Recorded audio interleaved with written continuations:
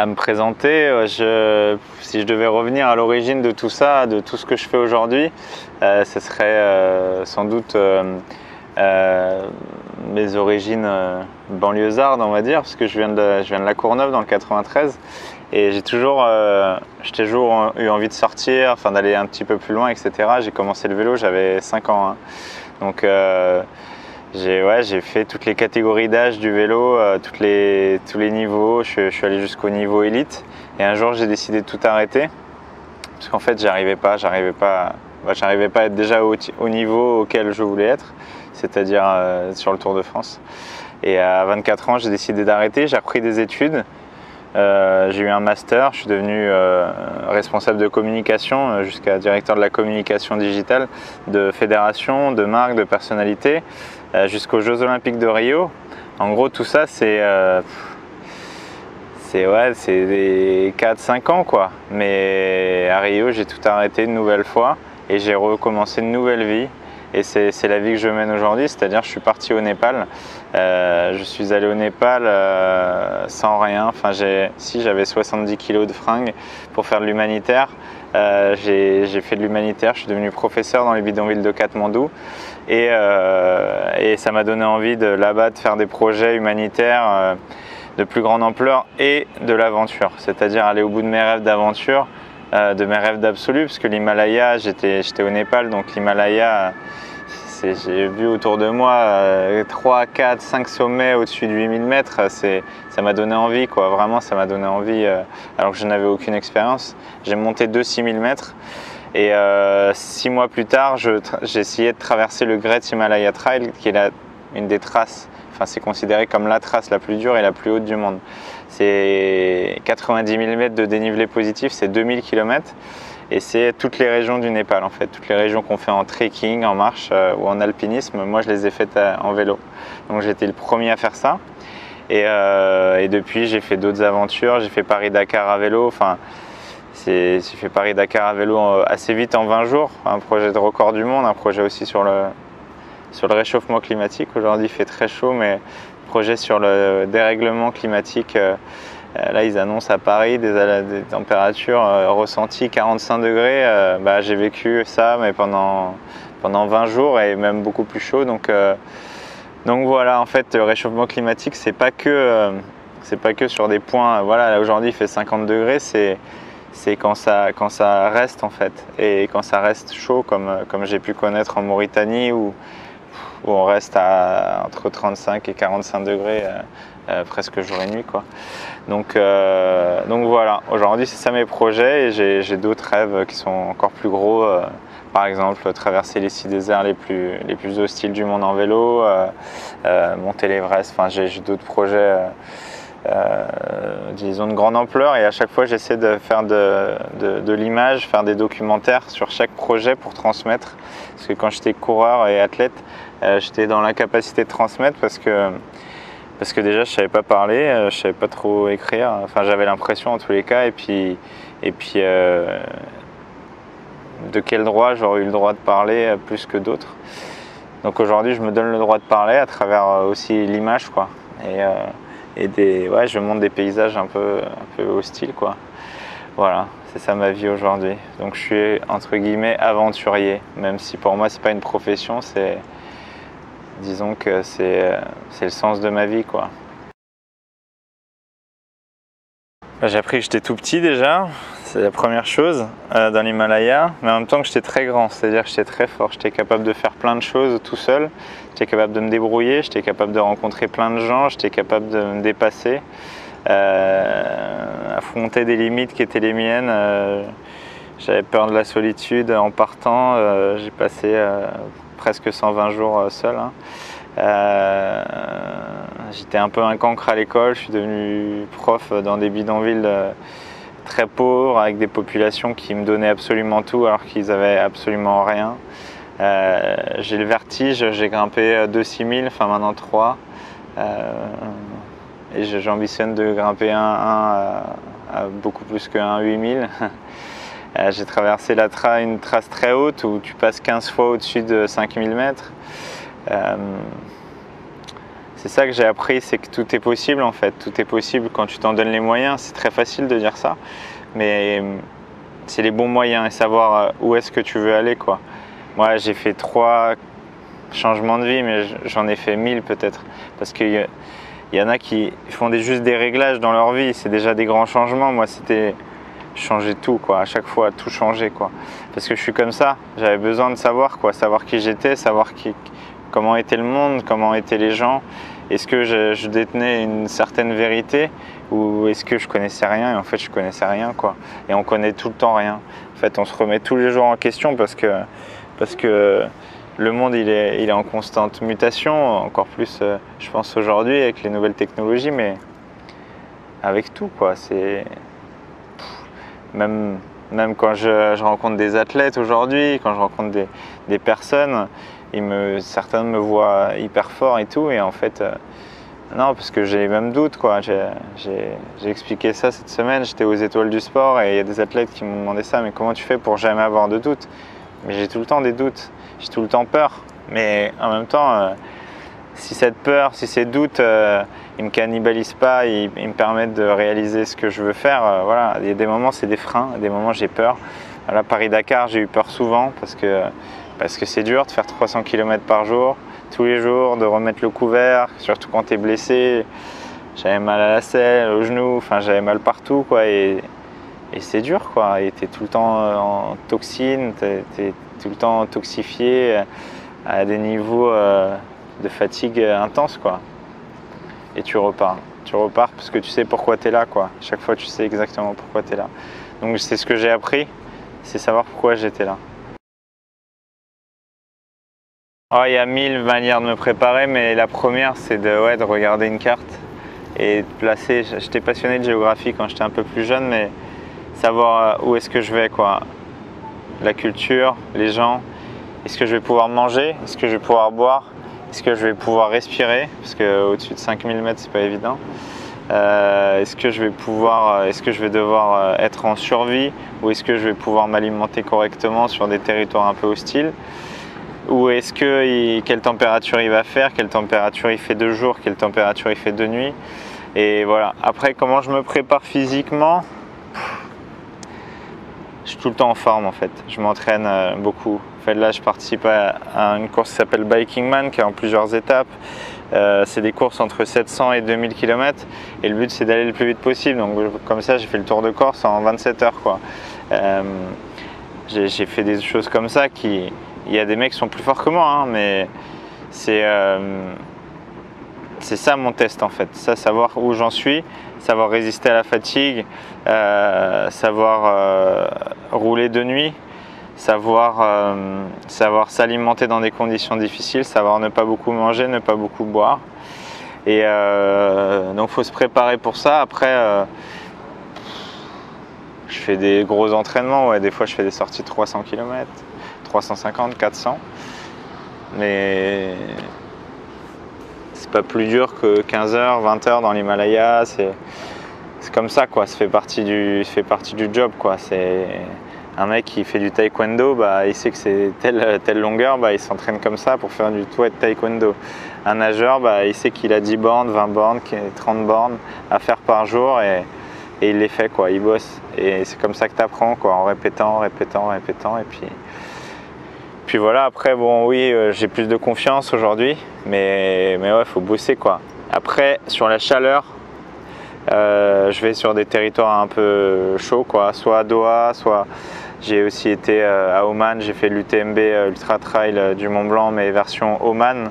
Donc là, c'était plein hiver, novembre. Tu vois, ici, il faisait -5 et là-bas, il faisait entre 30 et 45 degrés, quoi. Donc tu prends une claque pendant 30 heures ou 40 heures et ça te remet, quoi. Tu dis ah ouais, ok, faut que je bosse, quoi. Faut que je bosse, et donc tu bosses la chaleur, quoi. Tu t'entraînes à la chaleur, tu reviens faire des courses à la chaleur. Et j'ai refait un Biking Man à Oman, pareil. C'était des températures très très chaudes sur des routes horribles, exposées totalement au soleil. Et là ton corps il s'adapte petit à petit, quoi. Après tu perds vite. L'altitude, pareil. Bah, tu veux être fort à l'altitude, bah, il faut faire de l'altitude, quoi. Après, oui, tu peux avoir des caissons hypobares, tu peux avoir des caissons qui simulent l'altitude en dormant quand tu dors ou 2 jours, ou aller dans les Alpes, ou aller, mais à 5000, faut aller à 5000 quoi. Voilà. Donc voilà, donc c'est travailler quoi, travailler, essayer de reproduire les climats. Et après oui, techniquement je m'entraîne beaucoup, je fais du VTT beaucoup l'hiver, j'ai une grosse prépa physique aussi l'hiver, il faut que je sois fort physiquement quoi, beaucoup plus qu'un cycliste pur qui lui il n'a pas besoin trop du haut du corps quoi. Son haut du corps, en fait, plus il est musclé du haut du corps, plus il va traîner de poids. Donc les mecs, ils sont hyper secs et ils arrivent quand même à avoir de la force dans les épaules parce qu'ils ont des avant-bras solides, poignets solides, parce qu'il faut tenir le guidon et tout ça. Épaules, ici un peu pectoraux, mais c'est que c'est des muscles très très fins pour les cyclistes. Et abdos quoi, abdos, structure, dorsaux et voilà quoi. C'est comme ça, mais ouais, je me rapproche plus d'un triathlète que d'un cycliste en prépa physique. Ouais. De faire un pas quoi. Il faut se jeter, il faut toujours se jeter. Et moi, j'ai changé 3 à 4 fois de vie, mais à chaque fois, j'avais peur quoi. Je dis toujours, j'ai sauté avec un espèce de parachute et je savais pas s'il allait s'ouvrir. Mais c'est mes choix. En fait, après, il faut les assumer. Et ça fait peur de se lancer sur une course, de se lancer sur un défi, de changer de vie, de changer de travail, de faire quelque chose, ça fait peur. Parce que aussi en France, on a peur de l'échec quoi. Ne pas avoir peur de l'échec, c'est se dire j'ai la chance de le faire et pas j'ai la possibilité de me rater quoi. Non, c'est la possibilité de réussir. Et même si tu ne réussis pas, tu as fait quelque chose, tu as appris quelque chose. De toute manière, dans la vie, il faut toujours faire. Il n'y a que ça qui compte. Le reste, on peut te dire il faut s'apaiser, etc. Mais si tu te prends la tête tous les jours parce que tu n'as pas de travail ou tu n'y arrives pas ou tu n'arrives pas à faire le résultat que tu veux ou tu n'arrives pas à rentrer dans tes objectifs, tu te prendras toujours la tête. Donc il faut bosser et donner le maximum. Toujours donner le maximum. Mais le principal, c'est le premier pas, quoi. Tu fais le premier pas et après, il faut y aller, quoi. Il faut y aller et surtout, il ne faut jamais rien lâcher, quoi. Jamais, jamais. Parce qu'on ne te le donnera jamais dans la vie. Il n'y a jamais rien. Personne ne m'a jamais rien donné. Bien sûr, il y a des gens qui t'aident, mais personne ne le fera à ta place, quoi. Ni le premier pas, ni le deuxième et ni le dernier, quoi. Pour lancer ton vélo, pour lever les bras, c'est toi qui fais. Donc voilà, il faut être responsable et savoir pourquoi tu fais ça. Championnat de France, Boulogne-sur-Mer, j'étais cycliste élite depuis 6 ou 7 ans. J'étais au CC Villeneuve-Saint-Germain. Ça parle à personne, mais mon manager, c'était Eddy Senior qui a gagné sur les Champs-Élysées sur le Tour de France. Et ce jour-là, il avait 2 directeurs sportifs dans la voiture. Et je crois même qu'il y avait Vincent Lavenu dans la voiture, qui est manager de l'équipage G2R La Mondiale. Et ce jour-là, je me sentais très très fort. Enfin, les 3 semaines avant, je me sentais hyper fort. Et j'avais trop de pression en fait. J'avais trop de pression, je savais pourquoi j'étais là, mais en fin de compte, je savais pas. Parce que je savais pas pourquoi je faisais du vélo. J'étais perdu complet. C'est dur quoi, c'est dur de faire du vélo. Et ce jour-là, je fais 3 tours, j'abandonne et je pleure. Je fais que ça, hein. Mais je sais que c'est fini. Pour moi, à ce moment-là, c'est fini. Et je termine la course, je vais au camion, je mange tous les ravitaillements qu'il y avait dans le camion parce que quand on est comme ça, on a envie de tout casser quoi. Et moi, j'avais juste envie de tout manger. Et les managers arrivent, premier directeur sportif arrive, qu'est-ce qui s'est passé les gars, parce que je n'étais pas tout seul à avoir abandonné. Et toi Steven? J'avais pas de force. Et Eddy Senior arrive et il me dit alors, qu'est-ce qui s'est passé? Je dis j'avais pas de force quoi. Il me dit t'as pas le droit de pas avoir de force quoi. Et je dis ouais mais là je pouvais pas quoi, j'y arrivais pas. Il me dit mais quand est-ce que tu vas y arriver Steven? Quand est-ce que tu vas y arriver? Il me dit en tous les cas une chose est sûre, c'est que tu te démerdes, moi je te ramène pas. Et je comprends pas sur le coup. Et en fait il m'explique qu'il me ramène pas, en fait il me dépose pas au train. On est à Boulogne-sur-Mer, j'habite là à Paris. Et là dans ma tête je dis c'est vraiment un monde impitoyable quoi. Et c'est à lui que j'en veux sur le coup, mais en fait c'est ce monde qui est comme ça. Lui il m'en voulait beaucoup, il s'en voulait certainement à lui à ce moment-là. Tout ce qu'on lui a fait subir certainement, peut-être un millième de ce qu'on lui a fait subir, il me le fait subir à moi. Sauf que moi, hypersensible, là j'explose quoi. Et là à ce moment-là, c'est même pas, je savais que c'était fini, c'est que là à ce moment-là, tout dans ma tête s'écroulait et je savais que je faisais un mail le soir même ou le lendemain matin en expliquant voilà, tout est fini quoi. Et voilà, et ça a été un des trucs qui m'a